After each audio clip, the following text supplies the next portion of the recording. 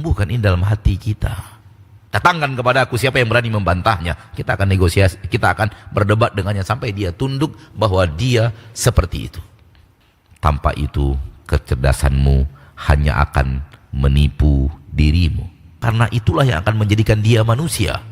Kalau tidak, hidupnya akan seperti mereka yang kita bicarakan di awal.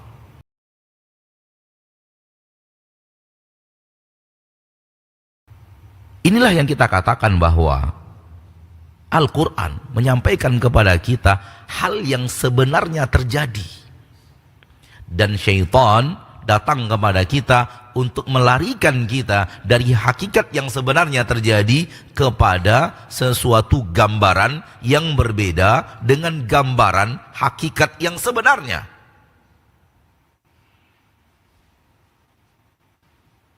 Itulah kerjaannya iblis dan bala tentaranya. Membuat kepada kita sebuah gambaran yang salah. Kalau sudah gambarannya salah, aksi pasti salah. Karena gambaran itu adalah ilmu. Ilmunya salah, otomatis amal salah. Tak bisa. Amal benar, ilmunya salah. Nggak bisa. Itu nggak ketemu. Ilmu salah, amal salah. Dan syaitan ketika ingin melarikan Anda kepada amal yang salah, yang pertama akan dia lakukan adalah rusak dulu ilmu Anda. Kalau dia berhasil merusak ilmumu, maka dia pasti berhasil merusak amalmu. Pasti. Karena amal berdiri di atas ilmu. Ilmunya salah, otomatis amal ikut salah.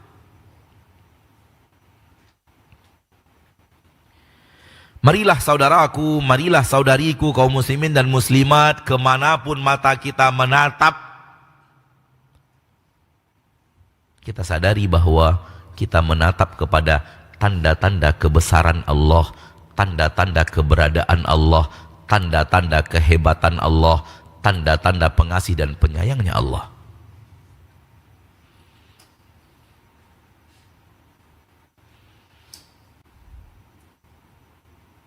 Tumbuhkan ini dalam hati kita. Jadikan dia sebuah pohon besar yang menancap kuat di dalam dada.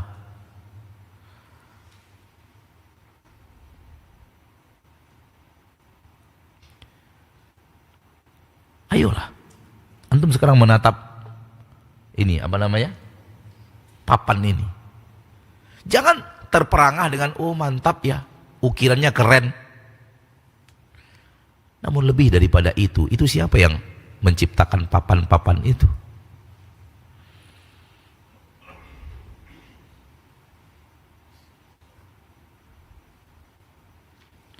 Maka apabila kita melihat tiang-tiang ini, oh kokoh ya tiangnya, besar tiangnya ya, untuk 3 lantai, 4 lantai menampung orang, oh Masya Allah, Masya Allah, Masya Allah. Itu hanya sesuatu yang sifatnya screen saver. Gerakkan sedikit ketahuan bahwa Masya Allah, Allah yang telah menciptakan besi dan menurunkan besi ke permukaan bumi. Allah yang telah menciptakan bebatuan, Allah yang telah menciptakan sesuatu yang dibuat manusia menjadi semen. Allah yang telah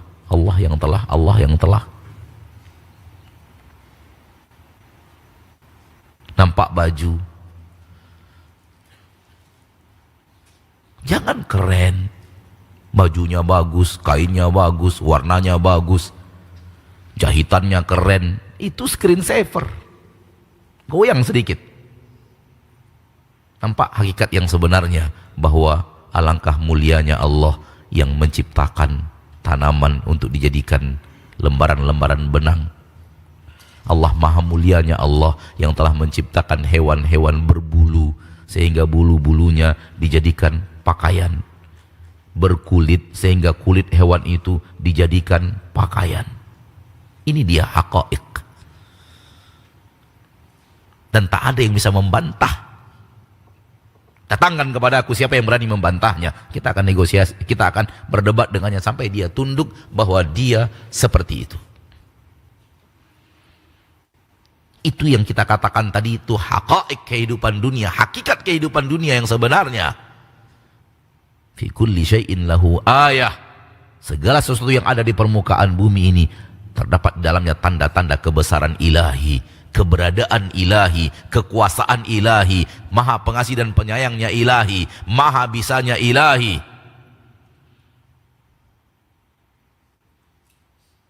Dan akan menunjukkan bahwa ilah itu cuma satu. Dia satu-satunya, tak ada yang lain.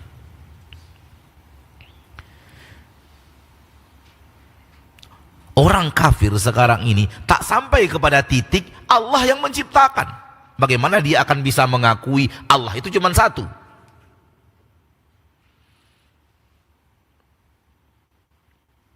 Menuju kepada titik bahwa semua ciptaan Allah tak dapat oleh mereka, secerdas apapun mereka. Karena bab keimanan bukan bab kecerdasan semata. Walau bab keimanan membutuhkan kecerdasan, tapi tidak mutlak bergantung kepada kecerdasan. Oleh karena itu manusia cerdas seperti Qarun salah alamat. Manusia cerdas seperti Fir'aun salah jalan. Manusia hebat seperti Haman keliru. Padahal kurang cerdas apa mereka? Hal yang sama, orang-orang cerdas zaman now, mereka menyebut dirinya profesor, mereka menyebut dirinya doktor, mereka menyebut dirinya ilmuwan terkenal, sebut apa saja.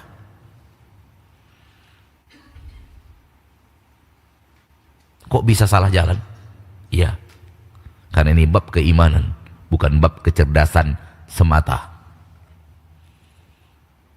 Kecerdasanmu bergantung kepada keimanan dari haqa'iq yang Allah turunkan ke permukaan bumi melalui Al-Quran, melalui para nabi. Tanpa itu kecerdasanmu hanya akan menipu dirimu.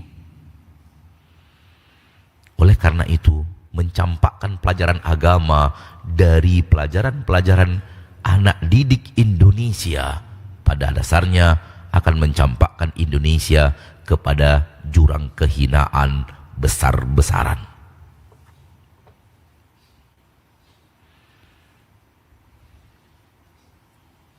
Kita akan disetting untuk hidup seperti mereka.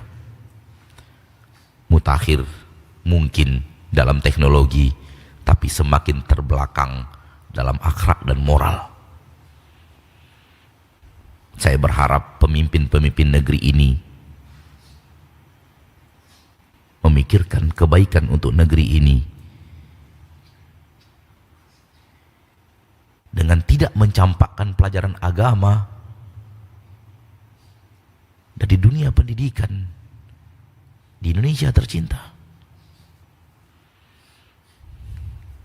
Ada apa engkau campakkan pelajaran agama padahal pahlawan-pahlawan nasional membela karena agama?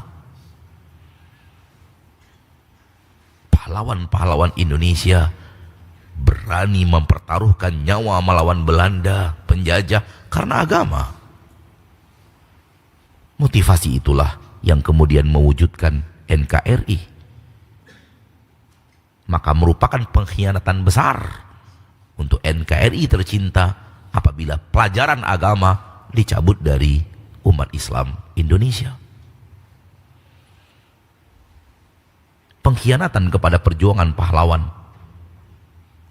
Wallahi pengkhianatan.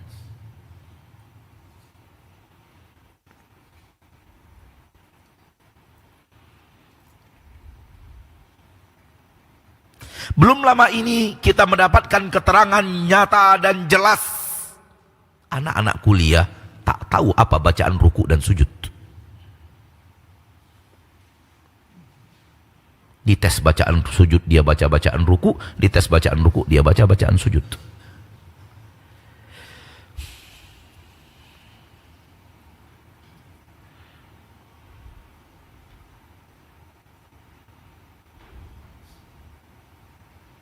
Ini realita pahit yang akan membuat kita menangis.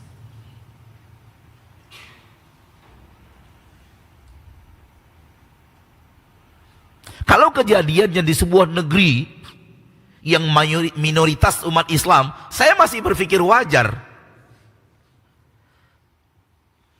Tapi kejadiannya di negeri di mana dari negeri itulah datangnya ulama-ulama nasional. Kalau negeri yang di dalamnya dahulu melahirkan ulama-ulama nasional, begini keadaannya, apa yang terjadi pada bangsa ini? Apa yang sedang dimainkan oleh mereka untuk kita? Maka sadarlah wahai kaum muslimin dan kaum muslimat, jangan berharap pelajaran itu saja. Anak-anakmu pulang berikan pelajaran tambahan agama, karena itulah yang akan menjadikan dia manusia. Kalau tidak, hidupnya akan seperti mereka yang kita bicarakan di awal.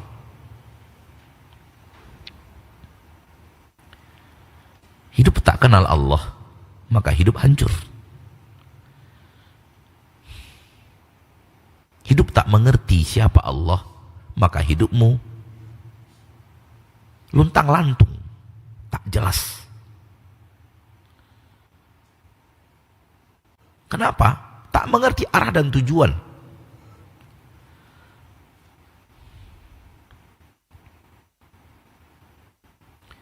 Ketika arah dan tujuan hidupmu tidak jelas,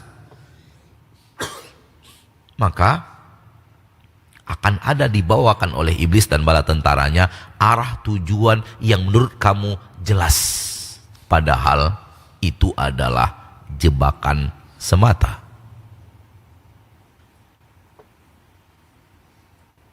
Nampak? Ketika hidup kita nggak jelas arahnya untuk menuju Allah, menuju ridho Allah, menuju kasih sayang Allah, menuju pahala di sisi Allah, menuju surga Allah, tak jelas hidup kita ke arah itu lagi, maka iblis akan datangkan kepada kita tujuan hidup yang jelas. Kata iblis, apa itu? Jadilah manusia yang punya harta triliunan. Jadilah manusia yang punya lahan perkebunan jutaan hektar. Jadilah manusia yang dikenal oleh seluruh penduduk bumi. Menurut iblis, dia bisikkan kepada kita, ini tujuan hidup yang jelas. Yang tadi nggak jelas. Saudaraku, perhatikan kehidupan manusia zaman now, zaman yang engkau hidup di dalamnya. Itulah dia realita kehidupan nyata yang tak bisa dipungkiri oleh siapapun.